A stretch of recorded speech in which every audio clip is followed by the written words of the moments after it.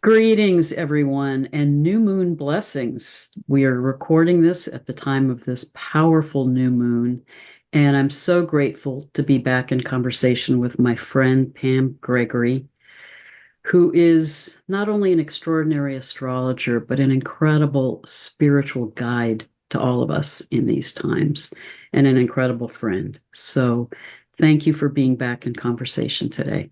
Yeah, I'm going to love this, Heather. And Heather, as many of you know, is a shaman, a healer, an astrologer, a teacher, and also a wonderful spiritual guide. And she is an extraordinary, loving, caring, generous, big-hearted, amazing friend and human being. So really delighted to be back with you and discussing something a little bit different for us, I think, Heather, it's fair to say. Yes, this is a stretch for both of us since we're both private people. But I think that this is a powerful conversation to be in that we both have given an overview of the astrological energies of 2024.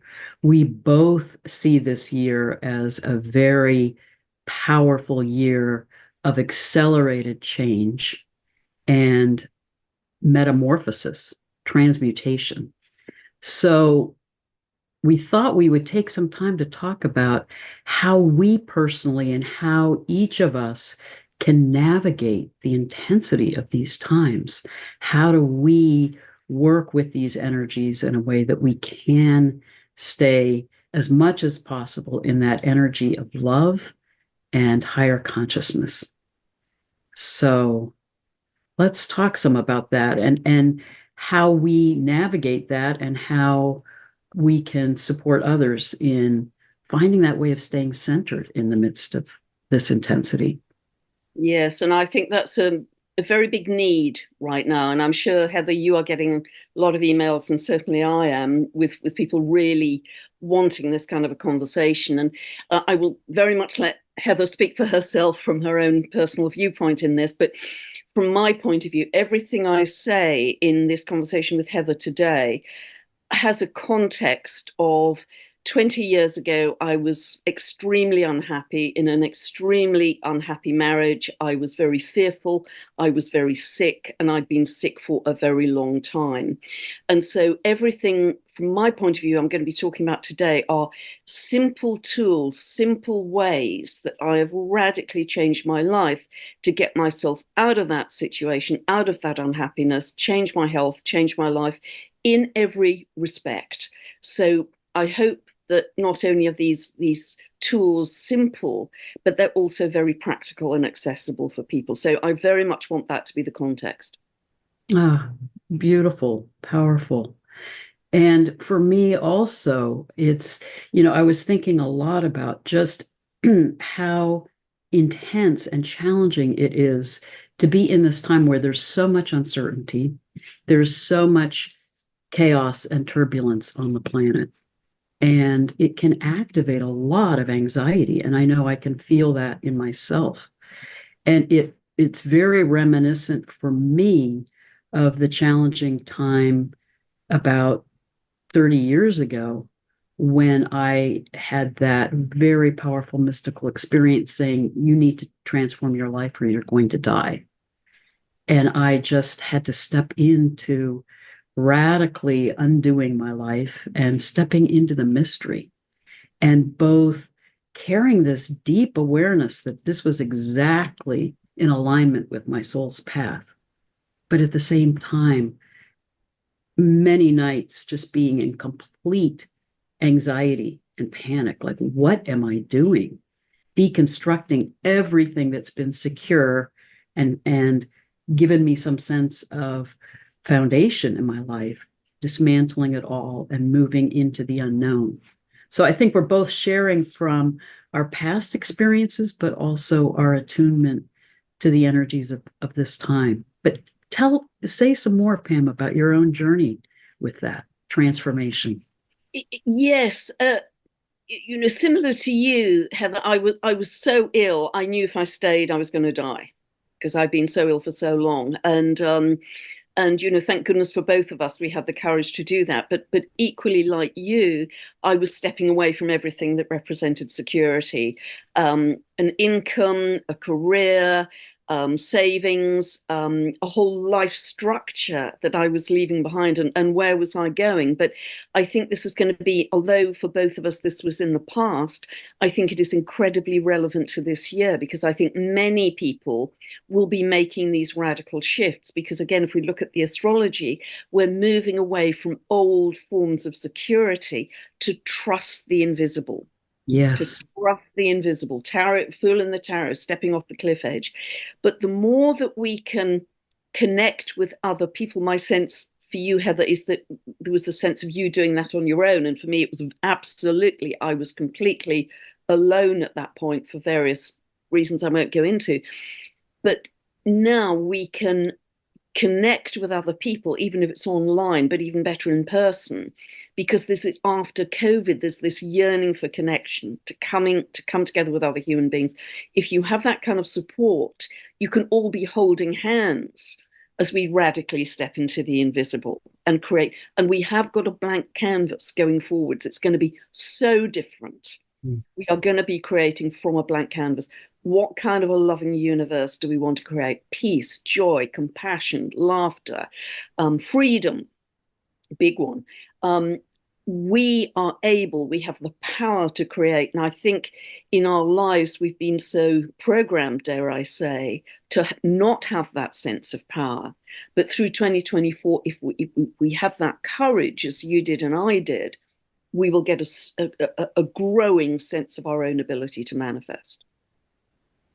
Well, and I think with the lunar nodes in Libra and North Node in Aries, it's supporting each of us in how do we step forward and make those choices that are in alignment with our true selves. And to me, a key in all of this is, and this is part of my daily journey, is in my meditation time. And I feel like having some daily practice, and I know you do also, of both taking time to meditate, to step out of the cacophony and energy that we're bombarded by every day, to be in that place of stillness.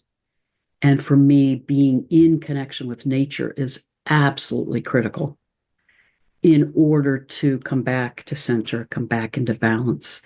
But part of my daily practice is really trying to attune to and connect more and more with my witness self, Yeah.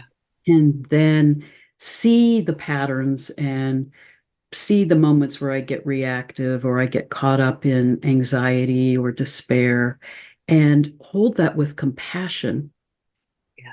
but more and more align with my soul self. And I think part of what I feel is a huge theme in this time of transmutation is we are moving more and more into homo luminous ones, Yeah. into more and more alignment with our soul selves, remembering who we are, why we're here, that we are infinite beings.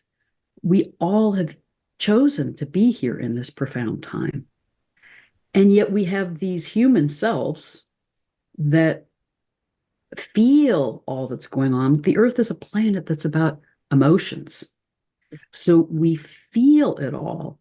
But for me, a daily practice is how to align with my soul self that's unafraid, that is in deep connection with cosmic consciousness, to hold my personality self that can go through the roller coaster ride of emotions.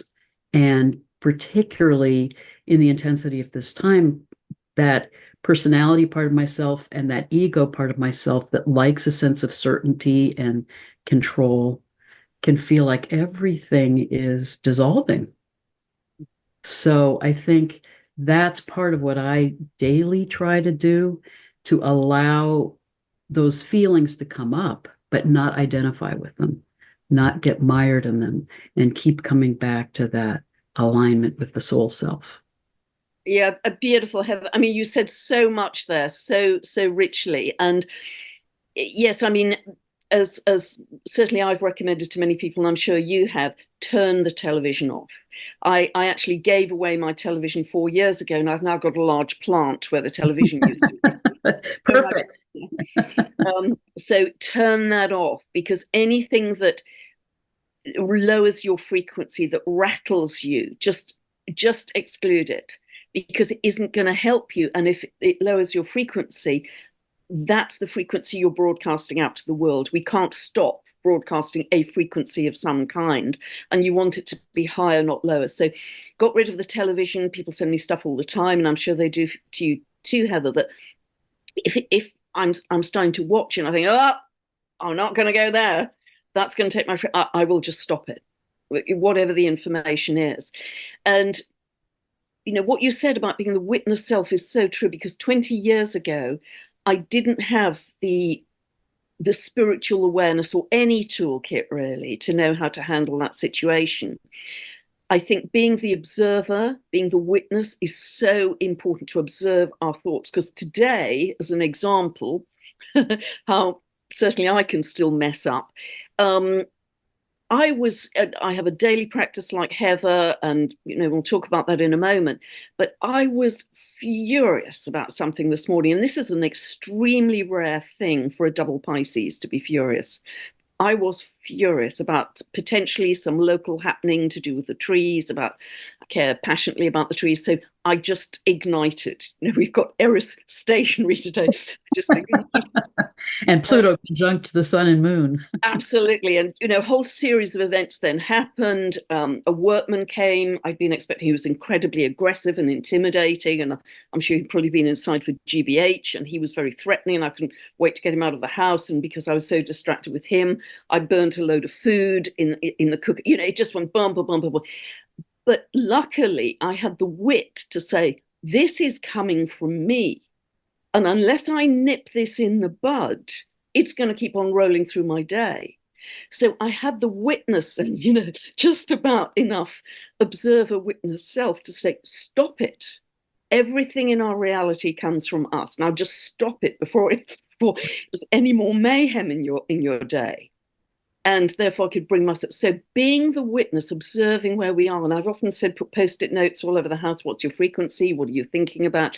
And the more we can do that, the more we become master of our thoughts and our emotions, and master of our reality. And that's going to be so important with Pluto and Aquarius going forward, because that's one of the wonderful promises, positive promises of Pluto and Aquarius. We become much more aware of our electromagnetic frequency and how we are in charge of it. But just like Heather, I have when I wake up in the morning, before I open my eyes, and I've sometimes mentioned this, I have a kind of rolling mantra of, I live in love and peace and bliss. I live in love and peace and bliss. And I milk it. Is it really cozy in bed? I'm grateful for the silence, but I'm also grateful for the bird song. And I kind of milk that to get me into a very good tone for the day. That actually went slightly AWOL this morning, but at least there's an attempt to set the tone for the day, and generally that works really well. But through the day as well, as I'm walking in the woods, I will have a series of rolling mantras, particularly if I sense I'm starting to go on a negative, yeah, I don't want to go there. I will flick into, wow, look at this blue sky. Wow, look at the light. There's a sense of spring today. It's not raining. That's a miracle. Thank you for the miracle of no rain today. And I'll have things like I live in a world of magic and miracles. Miracles happen to me. And I will flick into one of those very positive, I won't waste a second. I'll flick into one of those. Or the blossom good child. I am the light. I am the love. I am the truth. I am. And I'll just get into one of those rolling, very positive mantras, and at least it stops the flow of any negative thinking that could just run and run and run. Oh, it's beautiful, Pam. And part of, I think, what you're talking about that is so powerful, when we can get into that attitude of gratitude, yeah, it automatically raises our consciousness.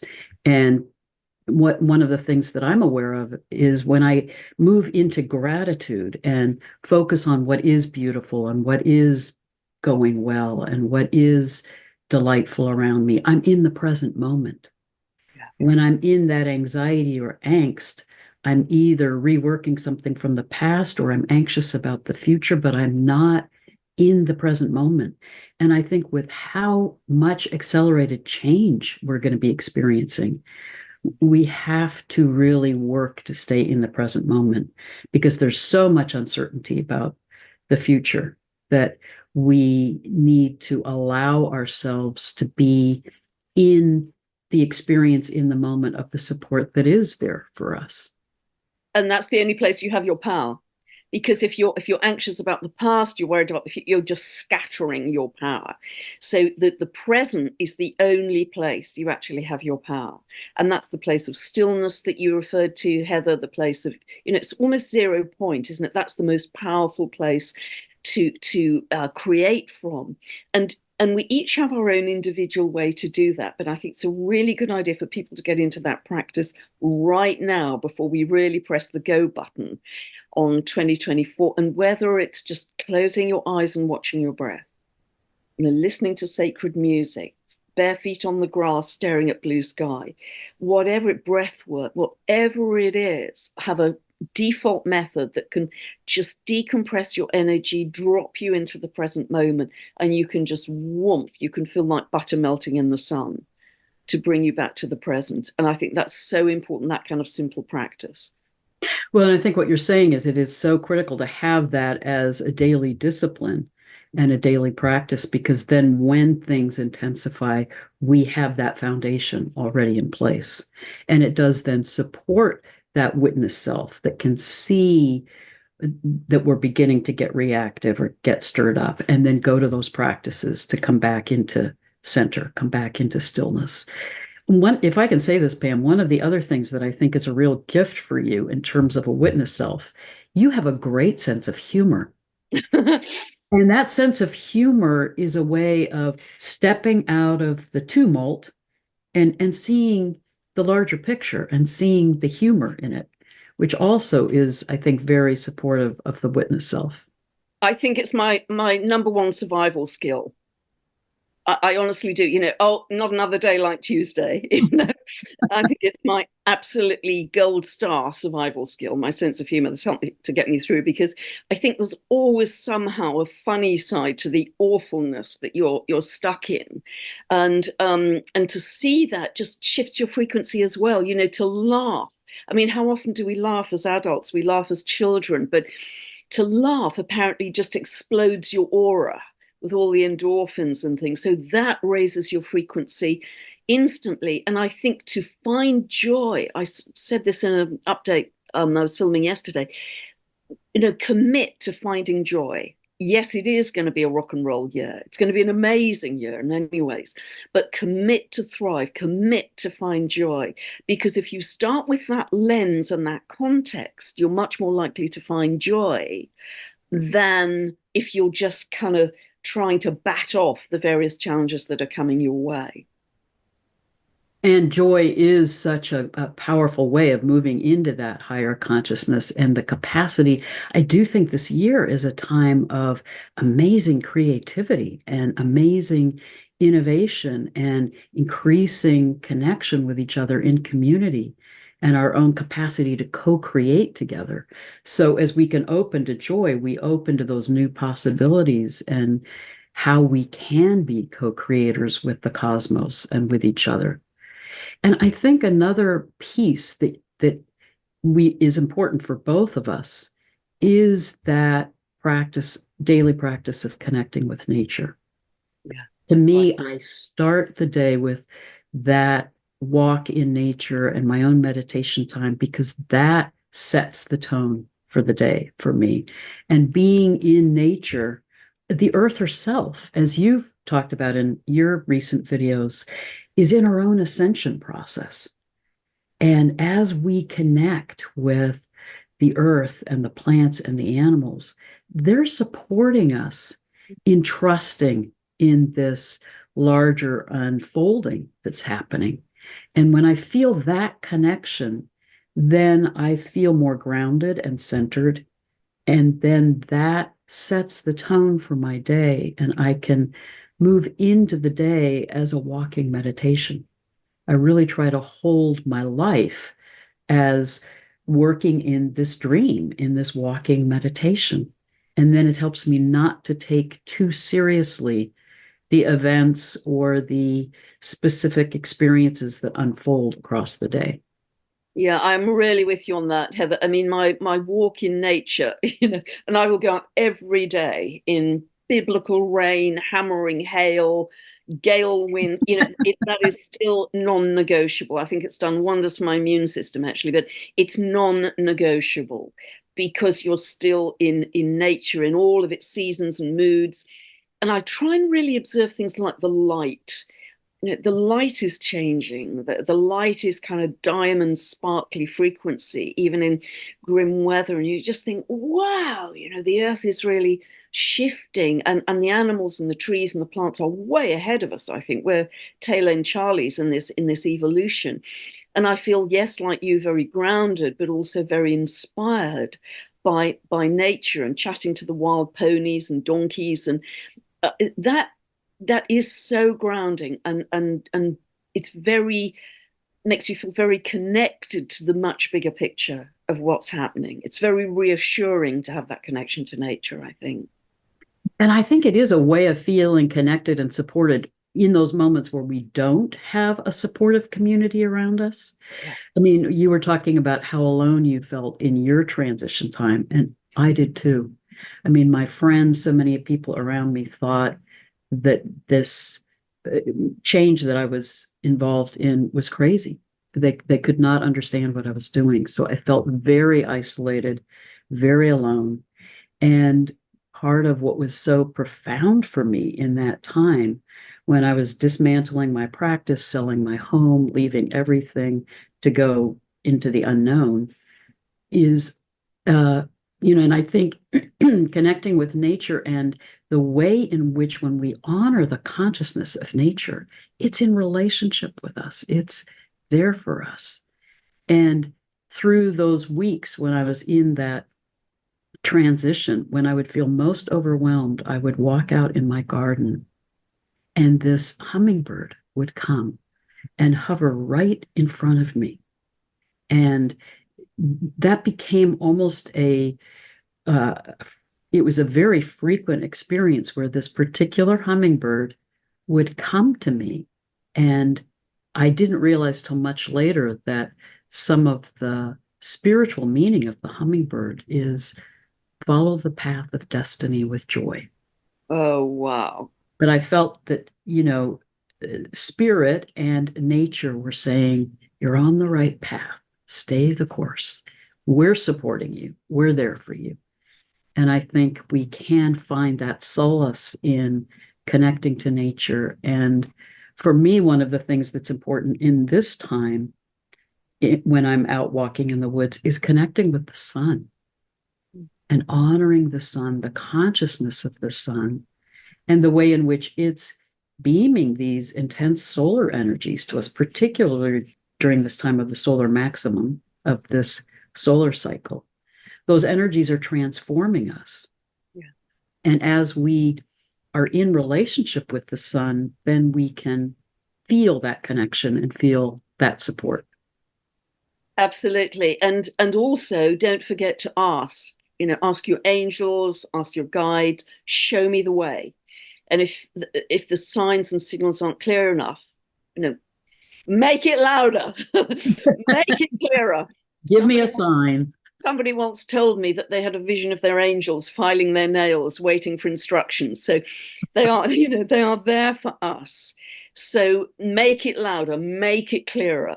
So they are our support team in order to give you those white feathers on the path, those breadcrumbs, so you can feel, okay, I'm held, I'm supported. I have a whole spiritual team behind me to help me on my way. And also the human connection, I think, being so important too. And I think another big thing as well, Heather, because I think we've been again so programmed to think there is only one reality. It's the reality you see on the nightly news. That is one coming down the track like a train. There is no escape. That is one reality. And that's just not true. That's just not true. There are so many realities that we can tap into, and we are hopping timelines all the time. And I think we can sense that ourselves in major choice points in our lives, whether we're leaving a job or leaving an important relationship or leaving a home. You have a choice. There's free will that comes in, particularly at those crossroads, and think, okay, do I go for A or do I go for B? And even in little ways through your day, the choices come up. Do I go for A or do I go for B? And so they take us on different trajectories. So be aware that there are multiple realities. And yes, there's one reality that isn't looking so good right now. We're creating as humanity a very different one. And all of these amazing spiritual gifts that are coming in for us are because we as humanity have been able to raise our consciousness enough to create that higher timeline with the help of benevolent galactics, undoubtedly. But nevertheless, we are co-creating all the time, something that didn't even exist before. It wasn't there. We've created it. So we are creating in the invisible. It's like hitching your star to a wagon and saying we are powerful enough through our meditation, through our visualization, through our dreaming in, to make this happen for humanity, a much better world. You know, that's so beautifully said, Pam, that there are multiple realities and multiple dimensions. And I think that's some of what can feel disorienting sometimes in this transition time, because I do believe that, you know, what we get bombarded by in the news and in the media is the third dimensional consensual reality. And it is so intentionally fear-based. Yeah. And we're really in this time moving through fourth dimensional reality, which is that time of awakening and having more consciousness of the path that we're on and our capacity to be co-creators, to move into that fifth dimensional way of being that is so much about higher consciousness, joy, love. But it can feel like a roller coaster sometimes because we feel our own movement back and forth through the dimensions.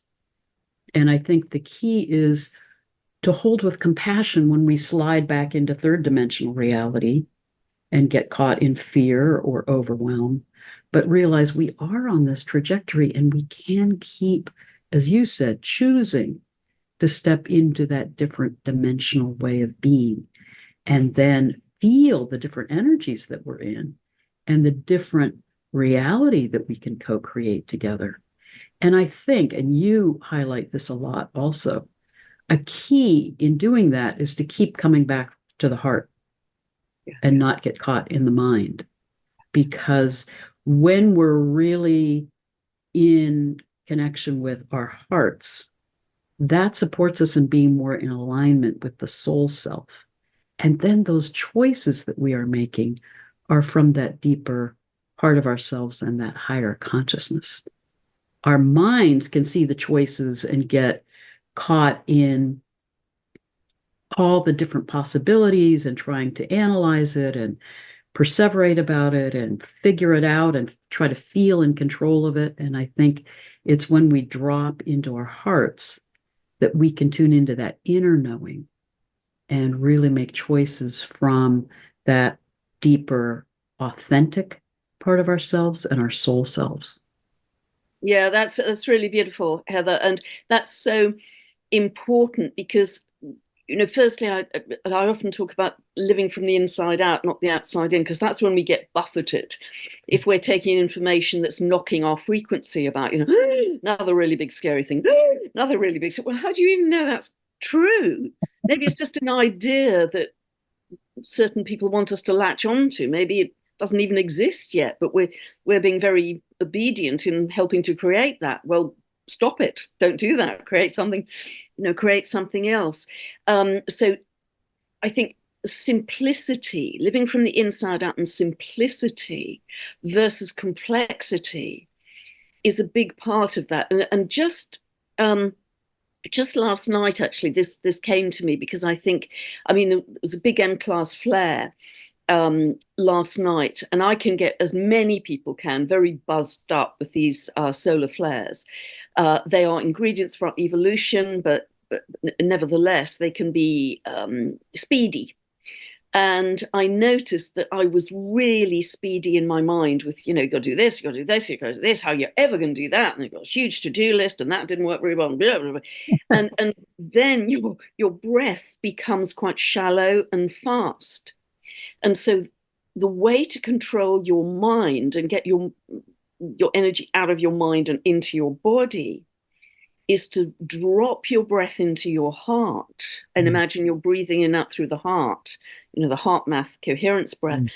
But sometimes, if it's really a tough battle, do the baby belly breath, where you drop the breath whoomp, right into your belly, and just like a baby does, let the breath breathe you really deeply.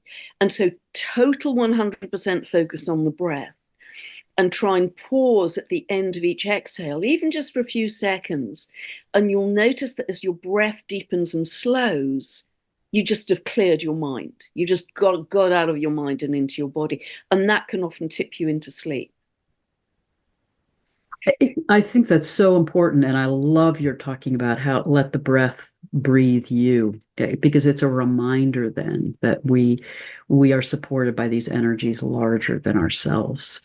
And I also think that with these solar flares, and they will be intensifying this year in terms of their frequency and their level of impact on us on all levels, is that they also can activate those aspects of our energy field that need to clear, that need to heal. I think that some of the effect of these energies coming from the sun and the galactic center are that it's pushing into our conscious awareness whatever is out of balance in our lives, whatever wounds or trauma from the past that we haven't healed and cleared. So it can feel very destabilizing, not only activating physically, but destabilizing at times emotionally. But I think, again, if we can hold that witness self-awareness and realize this is coming up to heal, this is coming up for me to see it and be able to hold it with compassion and clear it. I've had past life trauma really get activated in these last few months, and it's at times felt really intense. But I'm also aware that it's helping me clear patterns and ways that I've been constricted or caught in coping mechanisms that aren't good for me. So it's supporting me in healing that and clearing that to be moving into a higher consciousness. So I think we can hold that larger perspective. It can help us feel what's coming up, but honor it as bringing the light of awareness to what's been in the shadows so that it can heal, so that we can move into this higher consciousness in an integrated way. Yeah, and I think welcoming it in rather than trying to resist what could be an uncomfortable process of clearing, welcoming it in as part of your increasingly expanding consciousness, surrendering to it and say, yeah, I'm on an upgrade, take me for a ride. Rather than the resistance is maybe a better way to look at it. And you're the real expert in that, Heather. I mean, the other thing I'd also recommend to people, either during the day or something I do every night as I'm falling asleep, to again calm down the nervous system. A friend taught me this many years ago, so I'm not going to remember each bit of it correctly. It's terribly simple. It's part of Jinshin Jitsu, which is a kind of non-invasive acupuncture. But essentially, you just hold each of your fingers. And I do this every night. So I think the little finger is the small intestine, this finger is the large one, this is the liver, this is the kidney. I think this is the head or possibly the heart. You can easily find that online. Doesn't matter which hand you use. Yeah, And this is the heart, actually. Oh, is it? Okay, well done. You know better than I do. So, so if you feel a very strong pulse in that area, it means that it's slightly stressed or overloaded. So just keep holding until that pulse subsides, and that can really kind of warmth the whole physical system for you as well. Get you into a much more parasympathetic state.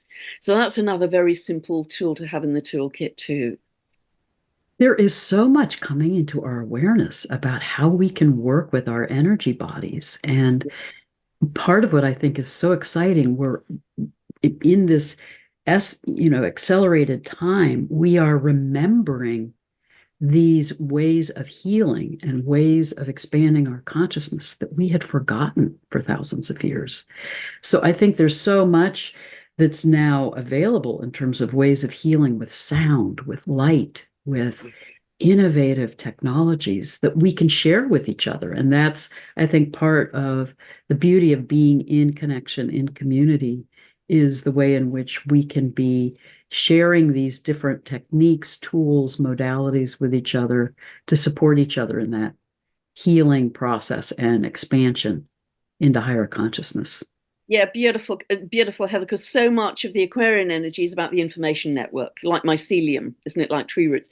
But yes, I think they're going to be incredible healing technologies. As you and I have both spoken, they're going to be solutions, innovations that are simple, actually, and quantum leaps in sorting out problems that we thought were intractable or it would take decades for us to solve. I have always said I don't think it will, because there are solutions just sitting on the sidelines waiting to be made public that actually may have been invented many years ago but have not been publicly available until this time. And so that is going to be on the very positive side. I think that's going to be amazing and really help this higher consciousness trajectory to move away from the old. How, Pam, I know you get a lot of questions about this, as do I, in terms of how do we stay centered in the midst of the suffering that's going on in the world in this time?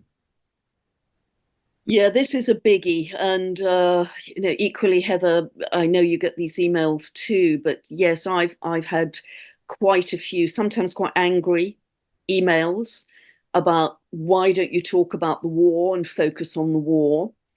And I've thought about this a great deal, and I know you have too. Um, in that at the moment people are writing to me about the war in the Middle East, which is horrific. I mean, I cannot imagine the suffering those people are going through. It's just completely unimaginable. And a few months ago, they were writing to me about the other war, and a few months before that, it was the Maui fires, and before that, it's just a permanent state of crisis, rolling crisis. And I talk about the hamster wheel of horrors that has gone on for thousands and thousands of years. That look over here, look over here. But we need to get to a level of consciousness where it's absolutely unthinkable to hurt another human being, animal, tree, plant, bird, snail, moss. It's just unthinkable. That's our level of, I grieve if a tree is cut up, and I know many of you do. So I had to think about this quite carefully, because we want to act, we want to do something, but I said to this particular person who was very angry, and completely understandably, let's go through the options. You could actually try and be on the ground delivering humanitarian aid in the Middle East. That is very hard to do, very dangerous and difficult, because aid isn't getting through. You could send money, if you can, via a reliable charity where you know the money is going to get to the people and not get stuck along the way. Again, that isn't perfectly clear. Or we can sit at home for free and connect to shift the energy in that area. Now, the absolute queen at this is Lynn McTaggart. And I've often referred to her book, quite an old book now, called The Intention Experiment, where she's very scientific in her method and sets up a control, and it's measurable over time. I've been involved in a couple of meditation experiments with her group. And when there was a previous war in the Middle East, she actually set up an experiment over several weeks to reduce violence in that area. And she did, with her group of meditators. And the evidence is not only in the book, but if you go on her website, she's got a tab called Evidence. And she Mm, the beautiful. intention experiments constantly, whether it's helping seeds grow faster, heal someone from a terminal illness, reduce war in the Middle East. I think she's got something going on right now for that, bringing people together from her enormous network to say, okay, what can we do? What can we do sitting at home for free to come together and make that shift? She has a ton of evidence, as does Joe Dispenza, as does, many of Greg the Braden. Greg Braden, Dr. Bruce Lipton. This is the way forwards because everything is about energy and frequency. This is our way forwards. That gets us almost like Buckminster Fuller, gets us beyond the hamster wheel of horror to raise our frequency, to say, we are creating a much more loving world. And this is how we do it with our frequency. And that's the best answer I've got right now. If we can't do the previous, if we can't be on the ground or we can't send money because the charities aren't clear and clean enough. Does that make sense, Heather? Oh, it's beautiful, powerful, Pam. And you've got your meditation on Sunday that people can join in. And you're right, there is so much research on how gathering together in that kind of focused, intentional meditation can change the world. It changes the morphogenic field of the collective consciousness. And that powerfully can move us towards stopping this cycle of trauma, of violence, of power over, of destruction. The other piece that I think is important is we are still in a realm of duality. Yeah. And there is so much awakening happening in this time. There is such a powerful movement on the planet for those of us who are moving into higher consciousness. And it's activating the opposite in terms of we're also seeing more and more the shadow aspects of humanity that need to heal and clear. So we're seeing the extremes right now. And I think as we see that, again, it's also important to be in the witness self and not get mired. I mean, those of us that are sensitive and empathic feel the suffering that's going on in the world. And I think with the lowering of the magnetic field of the earth, we're all more tuned into each other now. So we're not separate from each other. We realize that the suffering of those who are in violence and war is our suffering too. Yeah. 100%. It's heart opening. We feel immense compassion, and it brings many of us to tears. And just going back to the lady who was angry, and I said, well, if I get angry, who am I helping? I'm not helping the people on the ground in their horrific suffering. I'm not helping myself. I'm lowering the frequency all around. That's not helping in any way.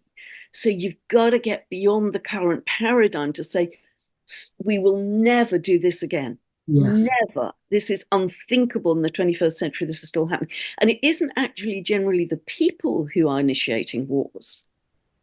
It's exactly. it's not the people. We are one humanity. And there are those who I think are very consciously trying to manipulate what's going on in the world right now to retain power and cling to the paradigms of the past. That will fail. We Yes, all know that. That will fail. But in the process, what you're saying is so true, Pam, that if we drop into that level, and we need to hold with compassion that at times we feel the pain, we feel the sadness, the despair, the anger that this is still happening. And I think the key is feel it and let it flow and come back into that higher consciousness of sending out healing, of sending out the energy of peace and of unity consciousness. Because if we drop into and get mired in that anger or despair or overwhelm, we're inadvertently fueling the correct. very duality and polarization that we're trying to heal. So I think that's really important to look, as you're saying, where are we putting our energy? And is it actually supporting the healing? Or are we getting pulled into the drama and then getting pulled into that energy of trauma that just keeps reverberating on the planet if we energize it? Absolutely, because as we both know in the quantum field, where you put your focus and attention is where you activate, you give energy. It's like food to whatever you absolutely don't want to see more of. So it's kind of crazy. We keep getting caught in this loop, but as the really big scary things appear to keep on coming in an effort to hold the status quo, we have to be bigger than that to catch our habit and say, do you know what? This is like being in an abusive relationship, and oh, it's another one of those. And I'm not going to get caught in this trap because I'm actually over here creating something beautiful.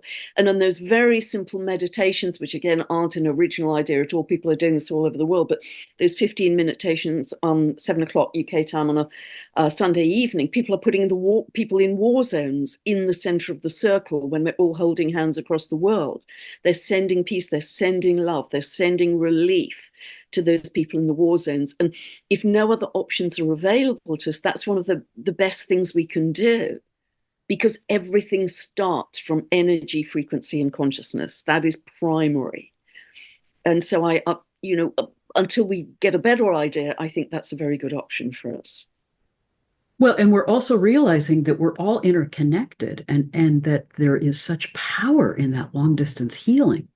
That again, it's when we get caught in that third dimensional way of thinking, we think, well, it has to be an action on the ground in physical reality. But we have this capacity as energy beings to do that long distance healing and to be shifting the morphogenic field of the collective consciousness so it doesn't keep happening, so that we can actually get to the root issue and clear it so that we don't keep reenacting this trauma on the planet. Absolutely, because being on the ground is in a way still operating in 3D. I have to physically be there to do something. Whereas actually, as we move into fifth dimension and beyond this expanded consciousness, we can do it with energy powerfully. And it can happen quickly, as we know if we've ever received healing, long distance remote healing. It can happen in moments. I've been a witness to miracles many, many times in my life, both receiving them, but also seeing them with other people, how it can literally happen in seconds. And this is what we need to learn. We need to become masters of frequency and energy in a much bigger way, entering this period of Aquarian energy than we have ever understood before. I think it's a big part of it. I want to circle back too, Pam, to something you said earlier that I think is so important. And it's a huge theme that I've been working in my own life. I think a lot about Neptune in these final degrees of Pisces. I think a lot about the profound meaning of Sedna coming into our consciousness in this time, and how that critical moment in the Sedna story, where she's on her own path of spiritual initiation and transformation, and is caught in the storm when her father is trying to pull her back to the paradigms of the past, take her back to the village. Yeah. And Raven, the shaman, sets off this storm.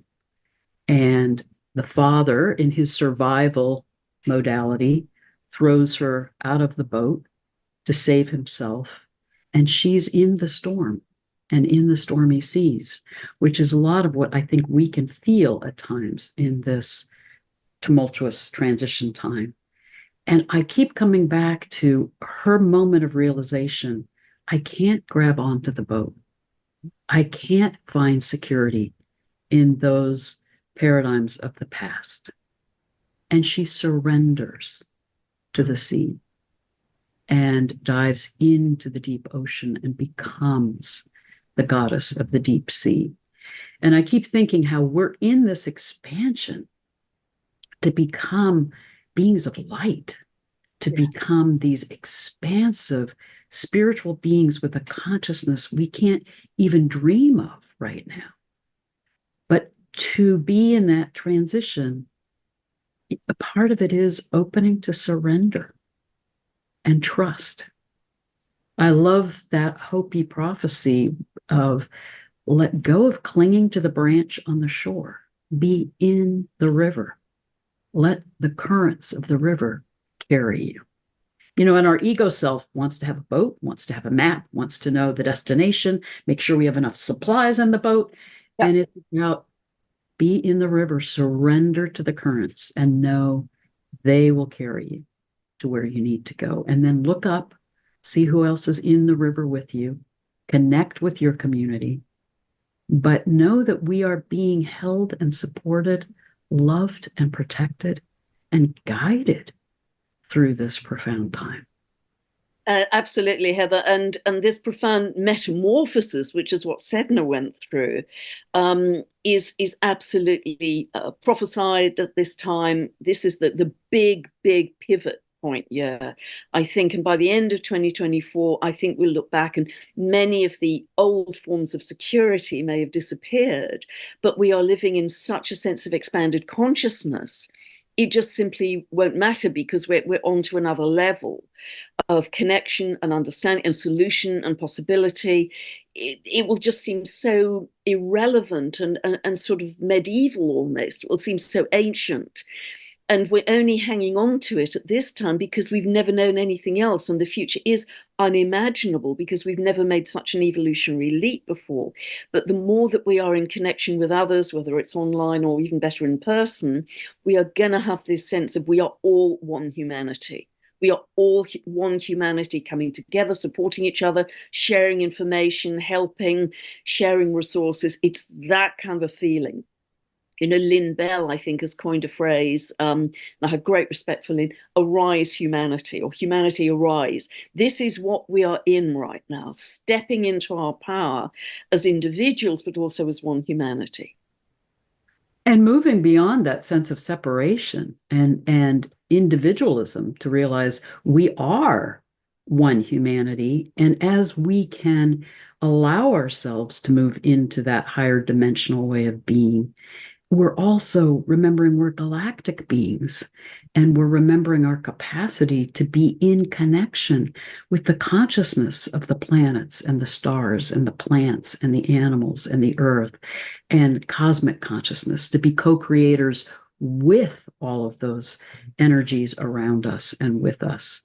So it's a profound time of moving into that unity consciousness if we allow ourselves to open to trust and really keep coming back to the heart when our minds feel overwhelmed and confused and uncertain. Absolutely. I think there's going to be a lot of galactic disclosure this year to give us that greater sense of we are galactic citizens, and we always have been. It's just been very hidden in recent times. And that is going to be thrilling to reconnect to our galactic family. It's going to be, something we've never known before. And they are operating at a high frequency because they can do all kinds of clever things out there that we can't do on Earth.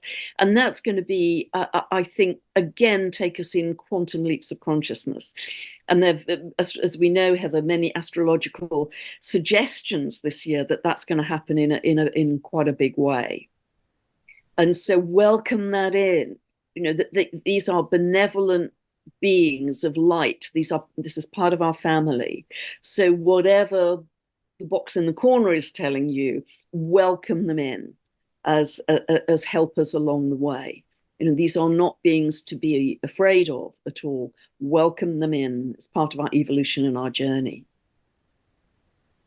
So before we close, anything else that you would want to offer for people in this time? Yes, a really, really simple thing I do at the end of every day. I mean, I know how incredibly busy your days are, Heather. Mine are, sometimes absolutely fried and frazzled as well, just crazy. I will do every day at the end of a day, I will make a point of on social media checking in with 3 elephant charities that I support. One is the Global Sanctuary for Elephants in Brazil. The other is in Thailand, Elephant Nature Park. They both rescue elephants from kind of horrible conditions. The third one is the Sheldrick Wildlife Trust, where the mother's elephants have been poached and they rescue the babies. And I've got about 12 orphan babies that I support. But I support a lot of animal charities. And I will always check in at the end of the day because it just opens my heart. And I did a video a couple of years ago on those 3 charities, just as an example of hashtag look what love built. These people working with the elephants are absolutely not doing it to make money, profit, fame. They are working incredibly hard hours for the love of these precious creatures. Look what love built to bring love and peace and sanctuary to these beautiful creatures. And to me, it softens me, it opens my heart, it gets me out of the head and into the heart in a bigger way. And that's a good place to end my day. And so whatever it is for you, whether it's animals or children, whatever it is that you know, that's your way of helping to open your heart at the end of the day before you go off to sleep. That to me is always my punctuation point at the end of a day. I love that. That's beautiful. And I've adopted baby elephants and rhinos also. Oh wow, I didn't know that. And I love that. And I think part of what you're highlighting, and it's very much a part of my day every day, is um, opening to that love that is all around us. I have a grandmother beech tree that I connect with every day, who's the matriarch of this area. And I connect with her and the bees in my beehive and this hawthorn tree that's sacred to me that's here. And I thank them and I connect with them. So even on those days where I don't feel a lot of the supportive community around me, I feel the way in which that energy of healing and love is there in the natural world for us. That the animals are trying to guide us, the plants are trying to heal us. And I do feel we are here on this planet to grow in love and wisdom, and that our spirit guides also are more present than ever before. And when we can open to them, they remind us that we are never alone. We are always held in love and being supported and guided, which can help us rest in that when we feel overwhelmed in the intensity of the times, to know that we are a part of this larger process and that we are held in the love of the cosmos and that we're not alone. And yes, that's so important to remember. And actually, whenever I'm in a tight spot, as I was in the woods this morning, as you know, Heather, I'll just say, "Okay, guys, come on down. I need you, right? I'm deep doo doo, and I need your help." And it always works. It always works. So they are there for you, and the more you connect to them, I think the smoother your journey through life is, and you start to really feel that support, even if it's invisible. Yes, and one thing I do in my meditations when I'm really overwhelmed is I visualize going to this cave that's a sacred cave now that I go to when I'm really overwhelmed, where I meet with my primary spirit guide and I just fall into her arms and feel held and supported and healed and know that I'm in that sacred space and am protected and supported. And then I can come back into this realm. And I think, as you were saying earlier, Pam, it's so important. An image I often use, because I love Star Trek, is to think of this as a holodeck. We're in this hologram. We're in this dream, Yeah. and we are co-creators of it. Yeah. And we can't, when we hold it that way, it helps us to not get mired in it, but to hold that larger perspective and to remember, as you said earlier, that we are co-creators of this reality and we can co-create a different reality. We don't have to stay mired in the tumult. So I think that is a constant reminder to us to be on that path of staying in alignment with love and healing energy, to be co-creating a new world together. Yes, that's very, very beautiful. And for people who aren't using this yet, do it in tiny ways. You've set an intention for an easy car parking space to be found. So do it in tiny, tiny ways through your day, and watch how it starts to manifest. If there's a difficult relationship dynamic, send love to it. and observe in tiny ways how that relationship changes day by day. And that will help you to start to step into your co-creative power.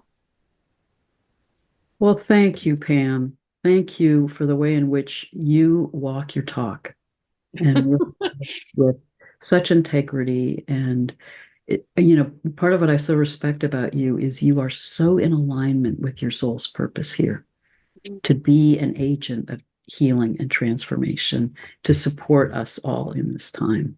So thank you. Oh, bless you. Well, that's high praise indeed, Heather, because you are equally one of those. And I know you help many, many people in your days, an enormous amount of people. So God bless you for all the work you're doing in the world. And I just love this conversation. I really hope it helps people out there in a whitewater rafting 2024. And I want to just express my gratitude to both of our communities, which overlap a lot, for all the ways in which you are working this time consciously and for the profound ways that we feel supported by you. We feel the ways in which we're all supporting each other and co-creating this new earth together. So Yeah. thank Echo that very much. Thank you so much, Heather. Really loved it. And sending love to everybody out there. Heartfelt love. love and blessings to everyone.